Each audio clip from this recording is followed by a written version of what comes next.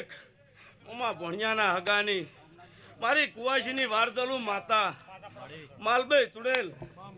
ખૂબ મજા બોલું છું તમનજી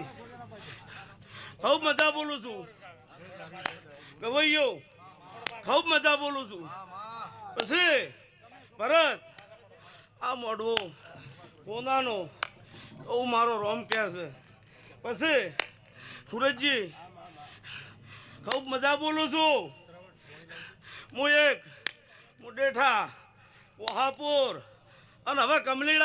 કમલીવાળા કરનારી માલભાઈ ચુડેલ માતા છું